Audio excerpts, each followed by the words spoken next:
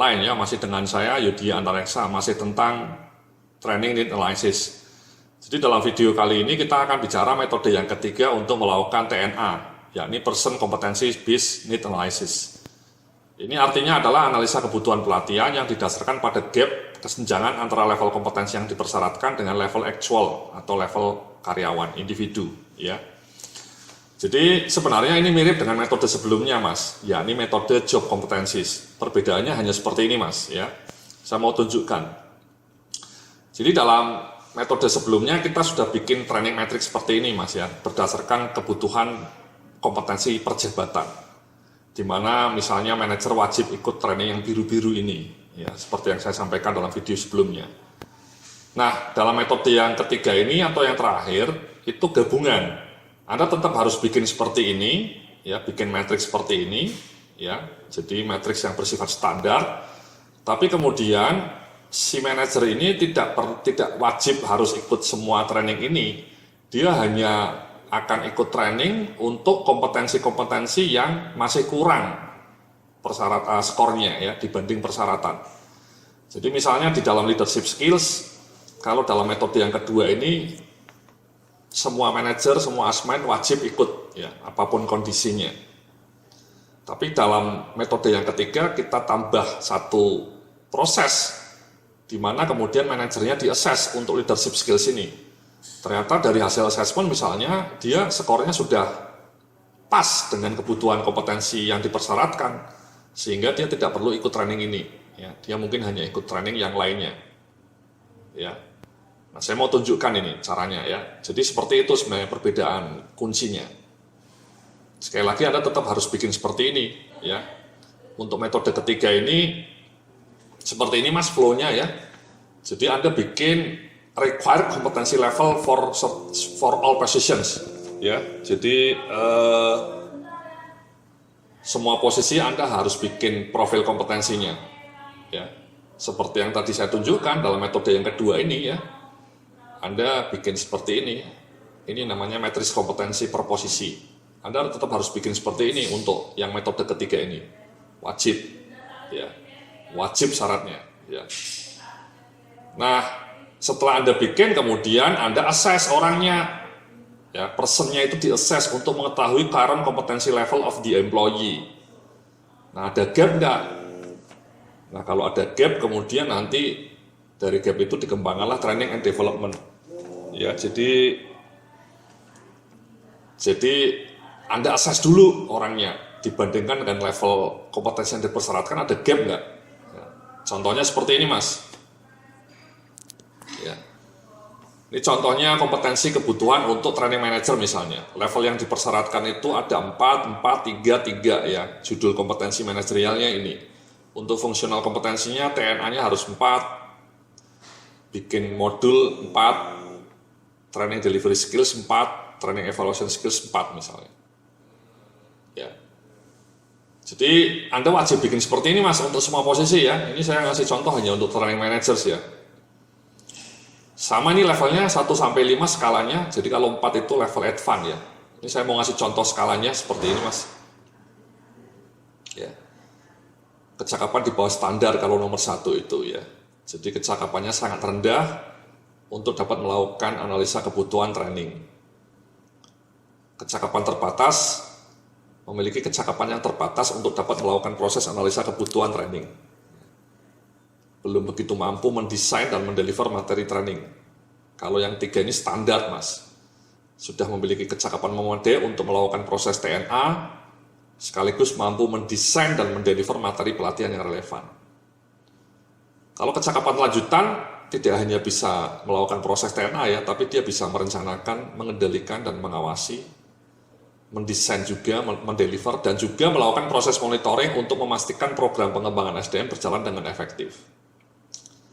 Skala kecakapan 5, ahli, master, ya, memiliki kecakapan untuk merencanakan dan mengembangkan inovasi serta inisiatif terobosan dalam mengelola proses pengembangan SDM, sehingga produktivitas dan kompetensi karyawan dapat terus dikembangkan secara optimal. Jadi inilah Mas ya, leveling seperti ini Anda harus bikin juga ya untuk semua jenis kompetensi, itu melelahkan emang. Kabar baiknya saya memberikan contoh ya, contoh skala kecakapan untuk berbagai jenis kompetensi yang bisa Anda download di modul yang judulnya kompetensi based HR management system ya. Saya ngasih contoh skala kecakapan ya, untuk lebih banyak jenis kompetensi ya.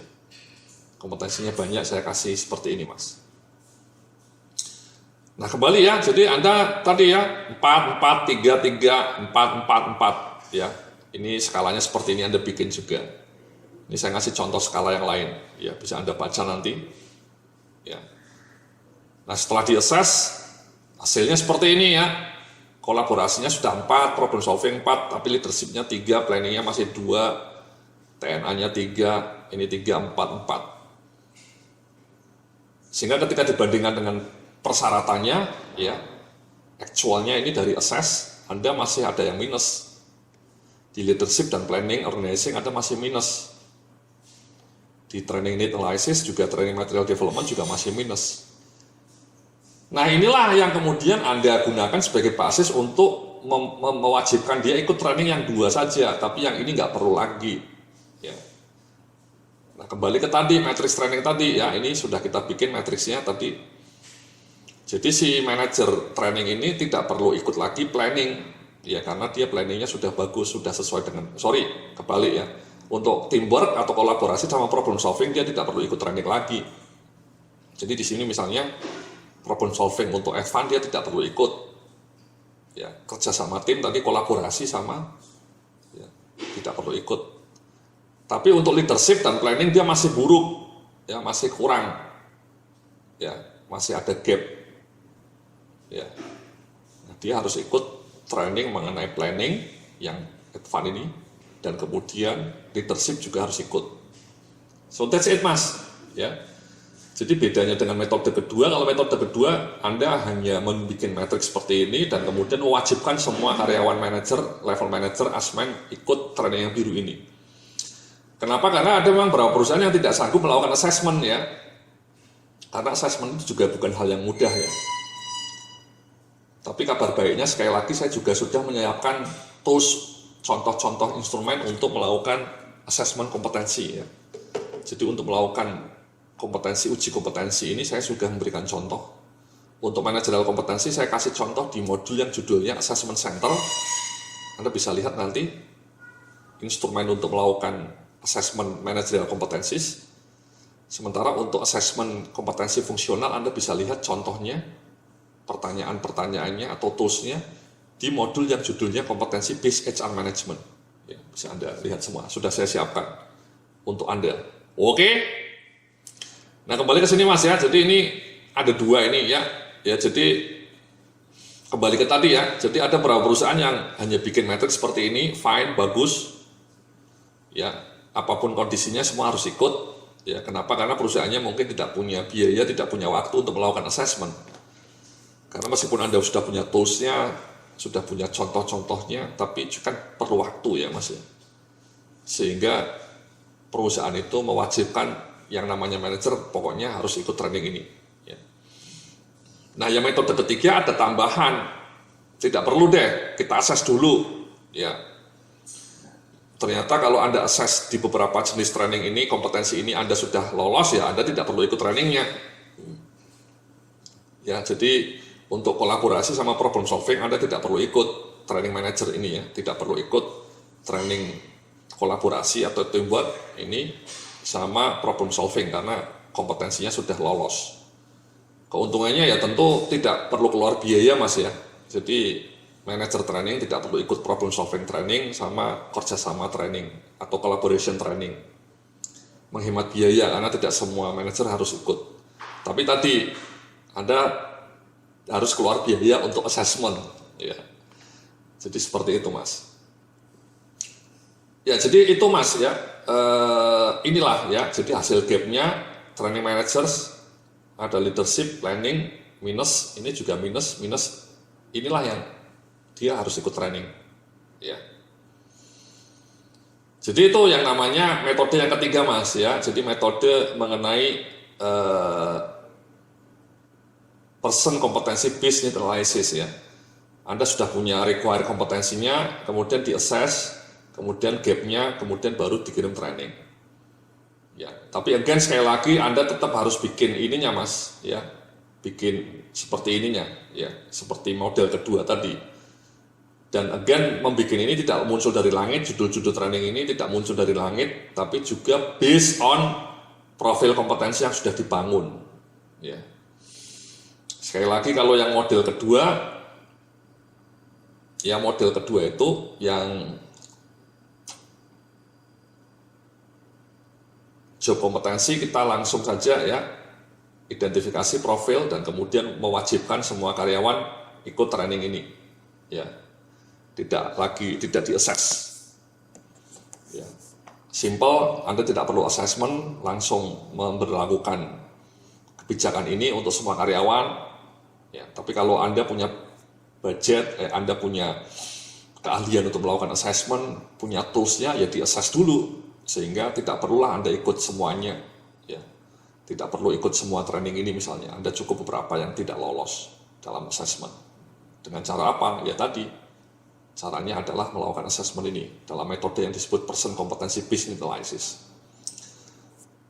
Tapi yang mau saya sampaikan, baik person competency based maupun job competency based itu semuanya berangkat dari required kompetensi ini, ya. Anda bikin seperti ini, ya.